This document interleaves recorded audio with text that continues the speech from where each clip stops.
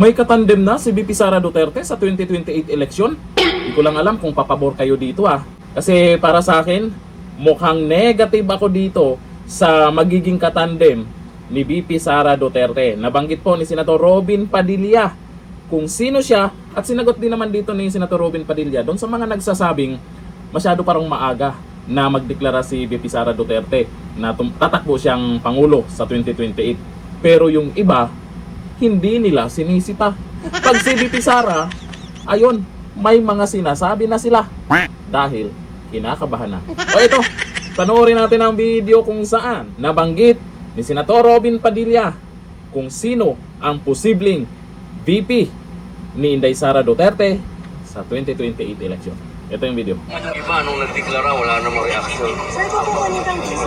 Ay, hindi. Yun ang BP ko, si Amy. Pero open kayo na maging running mate. Hindi po, si Amy ang gusto ko. Ano ko Sara Amy. Amy as VP, sir, yun ang pinutulak ko. You think, sir, handa ang Pilipino sa parehas na babaeng leader ko? Panahon na para maramdaman ng mga Pinoy ang girl power. Isusulong niyo po active yun sa Amy. Oo, lahat. Kapag umiikot ako sa ibang bansa, yung lagi sinasabi ko, gusto ko talaga Sara Amy. Reconciliation ako. Alam mo, sa totoo lang, Senator Robin Padilla, negative ako dyan. Pero depende sa inyo sa mga nakasuporta, sa mga Duterte dyan, sa mga kapwa natin Duterte supporters dyan.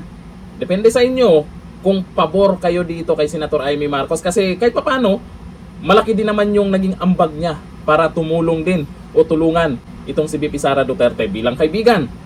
Yun nga lang, Marcos pa rin yan. Ikaw, Senator Robin Padilla, mas bagay ka itandem kay VP Sara. Wag lang si Mangga pa rin kasi ang sabi ng iba Pero kahit paano, kakampi pa rin naman natin yan si Senator Amy Marcos. At dahil sa kanya, inamin niya doon sa isang rally na ganun yung kapatid niya. Yun nga lang kasi, yung tiwala. Ayaw talaga ni Senator Robin Padilla na magiging VP. Pwede namang si Senador Marcoleta. Pwede rin namang Duterte sa 2028. Pwedeng isang Duterte din pagka VP. Yun ang mas matindi. Pero kung Duterte, Marcos, para sa akin, negative talaga ako dyan. Sana pag-isipan po ni VP Sara Duterte at pakinggan niya kung ano ang gusto ng mas nakakarami. O ayon po dito sa mga nag-comment, dito pa lang nakikita natin kung ayaw o gusto nila kay Senator Amy Marcos. Ito po, sabi po ni Bay Amira Pandian, Robin or Marcoleta VP. Senator Robin Padilla, yung mga supporters mo, gustong ikaw na lang talaga.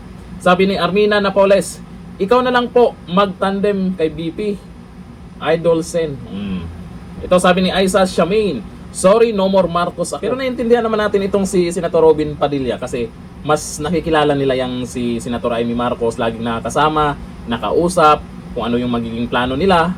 No to Marcos na daw yung mga nag-comment dyan, Senator Robin Padilla, baka naman magbago yung isip mo. Ikaw na lang.